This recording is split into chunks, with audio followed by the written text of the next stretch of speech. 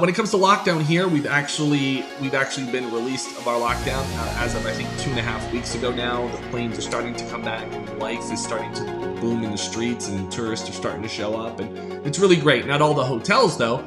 Hotels are completely probably done maybe for most of the year. Some of the smaller ones have decided to not reopen up, and the bigger ones are starting to open up slowly. And so that's some of the questions I know that have come up about, well, where do we go from here? What do we do? Like I was saying earlier, whenever there is a recession, right, it's a great time to buy because different situations. You're going to have more motivated sellers now and more motivated sellers later, even after the fact, than you would have a year ago or even 2 years ago, right? There's more motivation now.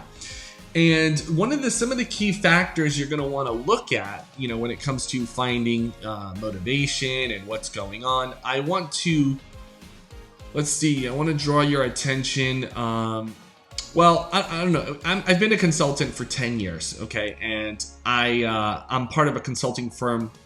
I have my own consulting firm in the United States where I consult in real estate, but I also am a consultant and director in Uganda for a consulting firm. And I wanted to show you guys this because it's more of a credible source here. There we go. Okay. This is by Deloitte. Deloitte is one of the largest, the best consulting firms in the world. They're a global company. And what I wanted to show you is one of these reports that they just put out. Just what was the date here? March 25th. So it's not too far away. And basically, they're just giving a short update about what's happening, what some key questions to look at. What are some of the key questions we should be looking at, such as, will this accelerate a change in the way people live and work in real estate? Okay. Yes, it has, right? I mean, think about it. Just in the office space alone, that means it's kind of interesting, and I'll share a story with you. But just in the office space alone, we've gone from commercial office space to home base, right? To working from home, remote work. Right there alone. Now, will it go back? Probably not. I don't think it's going to be the same. I think office space, like commercial, large, mapped out office space in commercial sector, is going to go down a lot. We heard that Twitter and Facebook has just recently announced, and these are some of the largest companies, but even some other companies that are not in the tech world, right? Either in pharmaceuticals, medical, they've now decided everybody can work from home, right? That there is no going back. So what does that mean? What does that mean for people, right?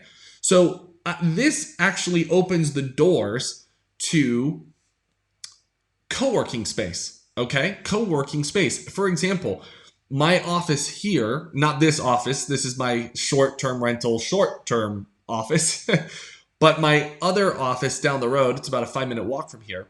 They literally are a shopping mall on the first ground level and the second ground level, and the rest is all apartments. Many of the shops, 60% of the shops closed shop. Like they all just went out of business. They're like, nope, we're done. We're closing up shop.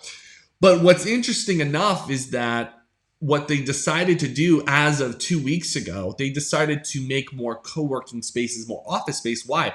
My co-working space that I have a private office at is completely full. It's completely full. They're in demand. There's actually a waiting list. So now the demand, as we're just seeing an office space, co-working office space, is going to be the future. Now, there's another thing that impacts this, okay? There's another thing that impacts this, and it's because of the next generation and the way people work, such as freelancing. This is going to impact the next wave. So this is also, how you consider like renting by the door, right? Think about apartments, right? Well, how about renting by the desk? Okay. Literally each desk brings in revenue.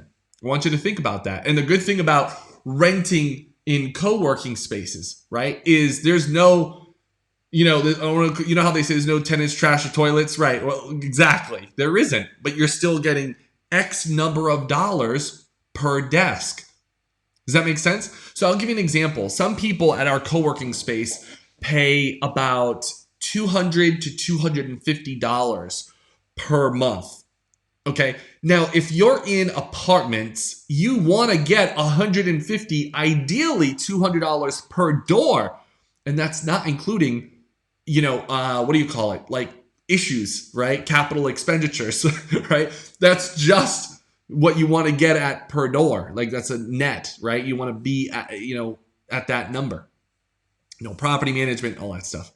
So if some people are getting in a what do you call it, a short-term rental, sorry, in the virtual office space, if people are renting out a desk at $200 per month, you're already in the green. Do you understand? So there's going to be a big conversion of office space laid out for big commercial companies, right? Bigger companies, corporations, to individual office spaces, more creative, more open spaces, gardens, right? The local cafe, the pool table, right? That's how it's going to be. And people are going to be coming from all different walks of life and backgrounds. So the whole freelance industry, I don't even call it an industry, but the way people work is going to change forever. It'll never be the same, because the reality is people can't work from home all the time. It can be stressful. I mean, I got 3 kids. I can't work from home. It's very difficult. This morning I was closing a transaction. I was just doing the wire, and all of a sudden my son, out of nowhere, climbs up on the seat, right, on the chair, climbs up, starts banging away at my computer, and I'm like, did you just mess up my wire? And he's closing the lid and tapping away and typing in a bunch of letters and numbers, Instead of $10,000, he's wiring out $1 million. No, just kidding, but you get the point, right? And there's a bunch of noise. So the reality is I need my office space, and I know many other people do, even in my co-working spaces. You just need that office. But the reality is, I think because with remote work, some people have home offices, which I think is great. It's that room in your house that no one can really interfere with, and less noise. And then you have your going out virtual office. I think that is huge. I mean, and if you're an investor in that part of it, if you're an investor thinking about that kind of opportunity, it's definitely growing, and it's not going anywhere. It's only going to increase. So I want you to think about that in a different way. Based on Deloitte's report here, I just want you to think about that differently.